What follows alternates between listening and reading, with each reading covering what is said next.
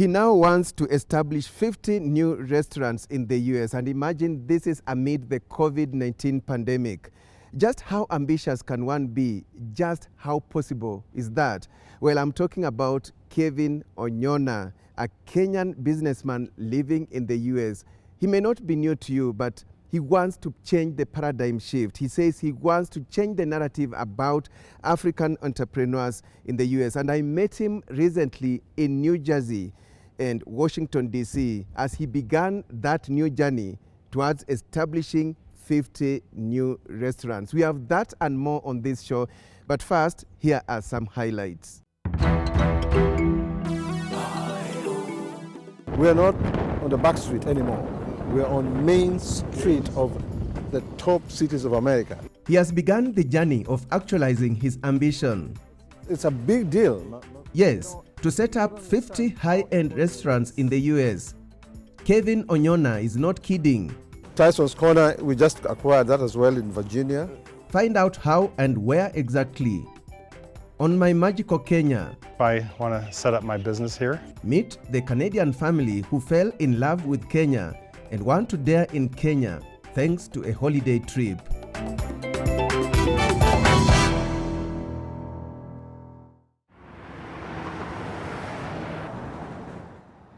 Newark City in New Jersey State. This is where Kenyan entrepreneur Kevin Onyona is setting up his newest restaurant, a journey towards 50 fine dining restaurants in various cities in the US under the Swahili Village brand name. The restaurant is located right opposite the New Jersey Performing Arts Center. We find Kevin, together with his designer, conducting interviews for the position of a contractor. So at what stage are you here? So this stage right now is we have signed a lease. We have been approved for a lease. We have designed a restaurant here. The design work and all the paperwork for the design has gone to the city.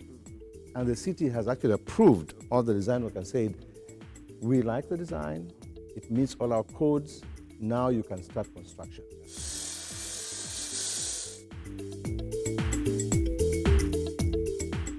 This DJ booth is also looking at the bar as well. Mark Kibutu, the designer, is all set for the job. We can also open it up and this becomes almost like one space. We take out the middle ones here and that's almost like a dance floor. Mark is key to the Swahili Village brand, as he is the one who has designed all the branches done so far, including the original one in Maryland.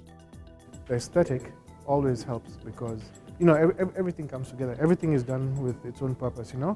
All the textures you use will give you like the sound acoustics, the look, our culture has to be imparted. So when you're bringing somebody to come to this restaurant for an experience, like a Kenyan experience, you're getting everything. You're getting the food, you're getting the look, and you're getting like good atmosphere. Whoever goes to, especially in DC, you go there, you always feel like you're in Kenya. Yes. Yeah. You feel very Kenyan there. Yeah, I feel Kenyan. We have worked a way to make it feel very Kenyan. Yeah. Even though all the materials we picked are, you know, you can't really find Kenyan material here. Yeah. It's quite strategic for you. No. As we stroll around the neighborhood, Kevin emphasizes that being close to New Jersey Arts Performing Center means a lot. It is such a big deal because this is where all the shows take place, you know, be it classical, be it old school, you know. Janet Jackson has performed here. All these big musicians, this is where they come to perform. At the Art Performing Center, they are interested in who is right in front of them, who is that outfit that is coming there. And so they have, and of course, because they have a strong hand in the city. Okay. Yeah, so they supported us 100%. So what does this mean for you? Well, it means that we are beginning to really break grounds in terms of how we approach, our, locations. We are not on the back street anymore. We are on Main Street of the top cities of America. Quite ambitious, Kevin is trailblazing, and he is looking into the future with so much hope at a time the hospitality sector across the world is reeling from the negative impact of the COVID-19 pandemic.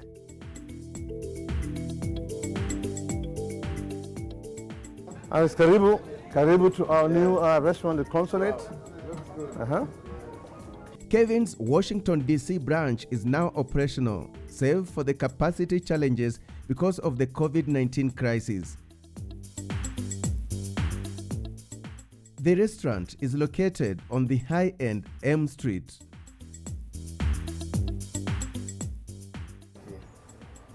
I like the color choice, eh?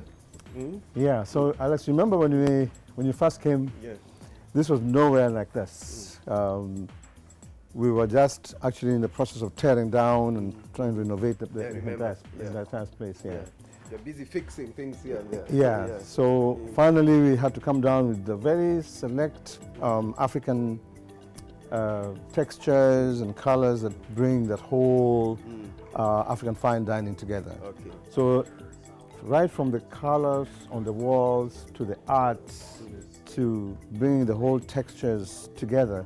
This was actually done by Kenyan. His name is Mark Kibutu. Mark Kibutu. Yeah, he's the one who's doing all our restaurants across the entire country. He's going to be handling all the renovations. That phone call is an order. Yeah, that's an order coming in for a pickup because right now we're not allowed to dine people in. So we get a lot of those orders coming through.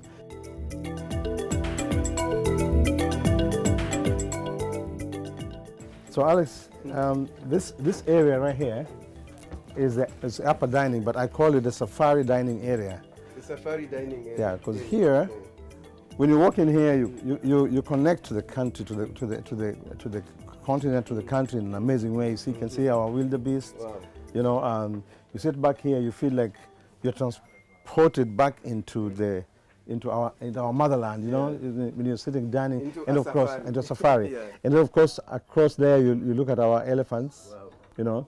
I just wanted to say something special about Kenya, about the magical Kenya, which is one of the programs that you air. In my show. Yeah, definitely. And yes, Kenya is truly magical. I mean, it's one country where you can usually you go into, and when you see the elephants, you know you can relate to that country. When you see the wildebeest, you know you can relate to that country. It's part of our heritage. Animals are part of our heritage.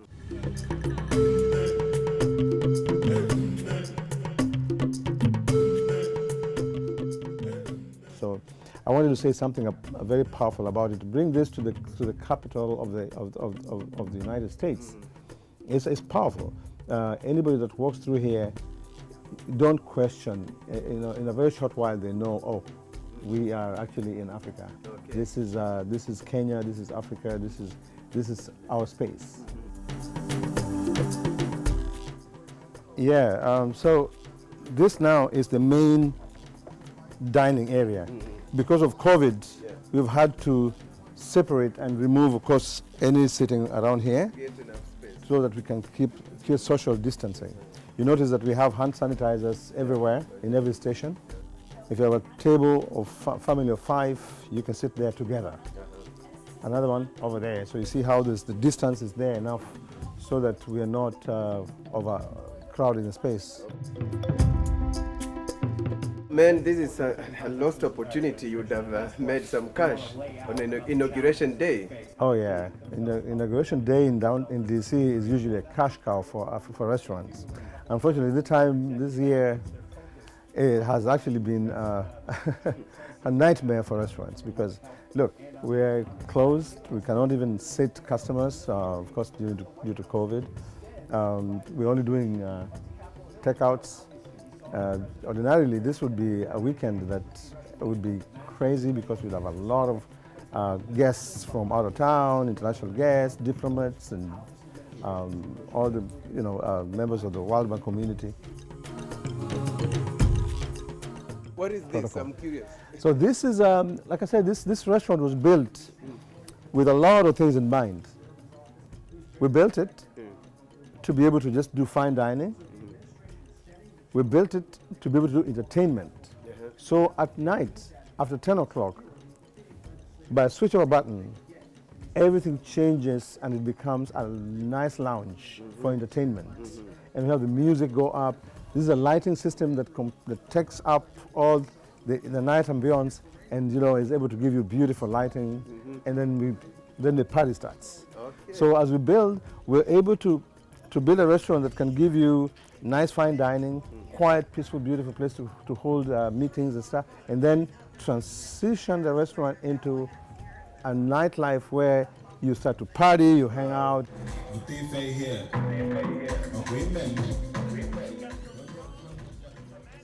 I can control the entire restaurant using this phone from wherever I am in the world.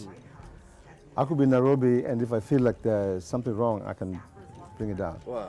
Yes. Technology. So yeah, so we designed this restaurant to be very versatile, technology-wise. Yes. So right from a conference to a happy hour event, to a ceremonial event, to a celebration event, to nightlife. Okay. We're able to capture every part of you that makes you want to come to the restaurant. So once we hold you, Alex, in the morning, we keep you until evening, because we cater to all areas of your Give a package. experience. Yes. Are you going to replicate this in the other restaurants in Texas, in New Jersey? All our restaurants will have the element of dining, fine dining, and entertainment. That's just going to be part of what we do, which is something that most restaurants slept on, and we are waking up to see where to make up that extra revenue. And we think we can do it without compromising any of the levels of fine dining.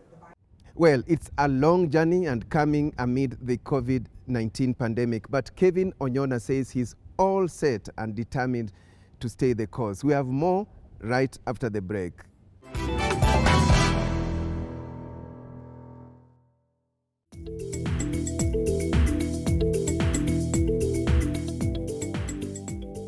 When you get to open up markets overseas, you impact markets in Kenya. Yeah.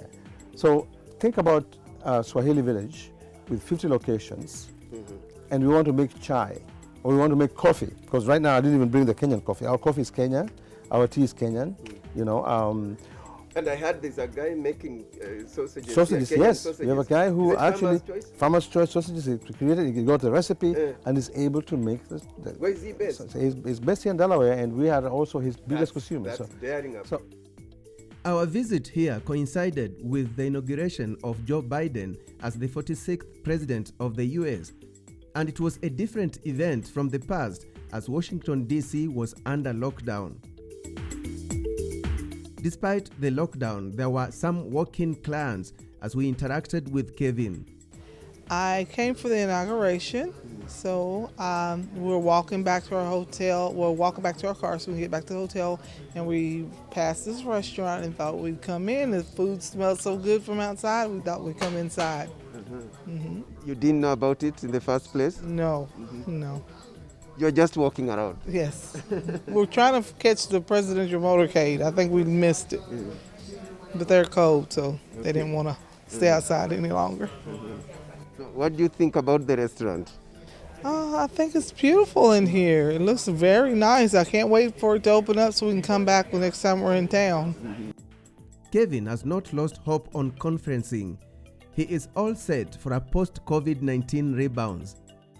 So Alex, this right here is a VIP area. It's a conference room. It's a party room.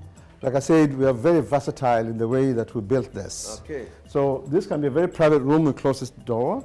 Actually, you remember? Let's close and yeah. You remember her? Yeah. No, this side. Okay. Okay. So you see, once you close that, Even the ambience has changed. completely the sound is blocked. Now you have your own private What's the area. seating capacity here? This says 35 to 40 people. So, but of course, we can change this to so many different ways. Because when you have a private happy hour, where you just want to hold happy hours, it can sit up to 50. And you up to 50 people. Do you remember when the President Uhuru Kenyatta came? This is where this is where I hosted him. Yeah, in fact, he was sitting right there. Wow. His guests were sitting in everywhere. But yeah, that's exactly where he sat when he hosted. He enjoyed the meal. And he loved every minute of it. We had a really good time together. He was a very proud son of Kenya. Wow. And he was proud to be able to sit down and eat. He was asking me, am I in DC or am I in Nairobi? I'm eating ugali and chapati and sukuma wiki. Yeah, so this is why we hosted the president. Naturally, this also will be a room where the World Bank has shown a lot of interest in this room. As we chatted, we continued to monitor the inauguration on screens. Motorcade, the presidents, where are they headed now? So now the president is headed to the White House. Wow. So they left Arlington. They're now headed to the White House, where they're going to have a lunch, and then we have the inaugural ball in the evening. Yeah. Wow. So this room was also built for stuff like this. You can sit here and watch inauguration parties. You can sit here and watch the Super Bowl. You can sit here and watch soccer. So there's so much that And for me, the transition is so symbolic. I mean, I'm standing here and we are seeing Joe Biden now driving on the motorcade going to White House. Yes. Yeah, it's very rare. Yes, in America, and by the way, the White House from where we're sitting is only 4 blocks away from us here. Wow. You can walk to the White House from here. Wow. Right here where we're sitting, 4 blocks away from here is the White House. So, I mean, you are just in this, how do I say, near the seat of power. No, we are right on the seat of power. We're in the diplomatic corridor. This is the area where you come from it's called the diplomatic streets, all the way down to the White House. This is called the diplomatic corridor. Alex, in Washington, D.C., there's something called Sunday brunch, actually weekend brunch. So we are actually set to be able to hold a beautiful African brunch as well. You see all this equipment right here? This is where we set up all the nice meals for brunch, and people come in to enjoy a good. You see the setup is very highly scaled, stainless steel equipment. Yeah. Brunch, you mean breakfast and lunch? Breakfast and lunch combined. So you wake up on a Saturday morning, 11 o'clock, you're like, okay, I want to go out, I want to have breakfast, but I also want to have lunch. So it's called brunch. Who is your typical client? Can I break them down in terms of percentages? Yes. So much as this is Kenyan restaurant, we only serve 5% Kenyans. The other 65% of our African clientele comes from the West Africa. West Africa. We have a 15% that comes from Kenya, Uganda, Tanzania, Rwanda, Burundi, to the south. And then the rest of it is America and the rest of the country. Wow. So it's not per se, given that your food, your setup is It's East African, Kenyan, it's not that it's East Africans who are leading. No. Not at all. 65% of our clientele is from West Africa. From West Africa. Yeah. What's the reason for that? Well, first of all, they are actually the majority Africans in America. Anywhere you go, you'll find you have more West Africans. That's one. And secondly, it's just funny that West Africans also really enjoy the what you would call the hospitality of East Africans. Yes. Finally, the kitchen. And when you talk about fine dining, this is key. So the expediter, when we are really, really busy, he works with the chef. So the tickets come. Here, when the chef is down over there, the computer tells you that meal is here somewhere.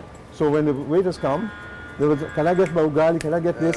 The expediter will tell you, okay, this or it's sort of a tracking system. Yeah, a tracking system. Or it will tell you how long is left on that ticket before it's out here. Okay. So if there's anything, he will go in there and look at the ticket and tell you, oh, give me another 10 minutes on it.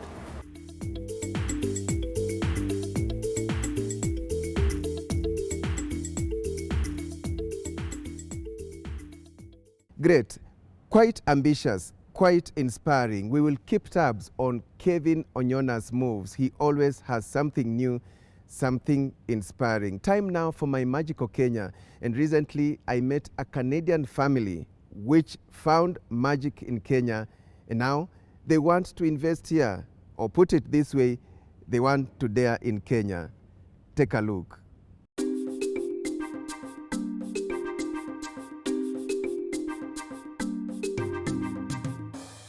My Magical Kenya, brought to you by Chams Adventures. Lake Nakuru National Park, and it is encouraging to meet international tourists here despite the COVID-19 pandemic. Among them is this family of 4 from British Columbia, Canada. They've been here for holiday since January this year.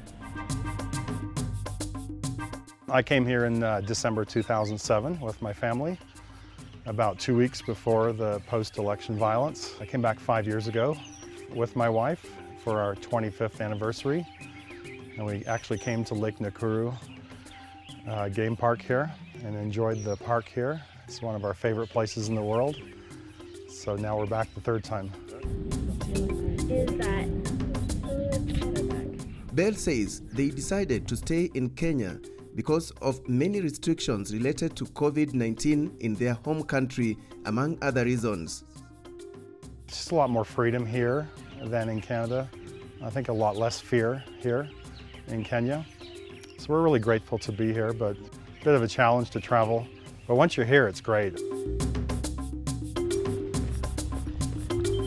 In Canada, they're preaching a lot of fear, and I don't like that. What can you say about how Kenya has handled COVID-19? It looks excellent.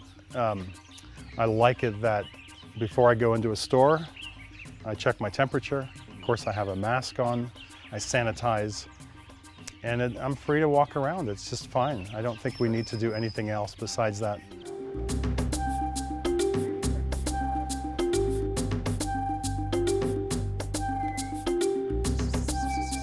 What made you choose Sarova Lion Hill Game Lodge here in Nakuru? We had a lot of choices. We were looking at Amboseli, we were looking at Mara, but Lake Nakuru is our favorite place in Kenya. We'd been to the other lodge before, been to a couple of them here, but we'd never been to Sarova except for dinner. So we thought, let's give it a try, and had good ratings. And of course, it's a great place to be. The family has applied for permits to stay. I think actually for Kenya, if they could find a way to give people maybe like a 1-year distance workers permit just to come in and work, and that'd be great because we can add to the local economy, we can help people. And my specialty is profit acceleration. I help companies grow. We look at how to optimize profits in companies. And there's a lot of people who can work from their laptop around the world, and why not Kenya? Bell's sentiments are a timely endorsement of Kenya's tourism sector, and the magic continues despite the COVID-19 pandemic.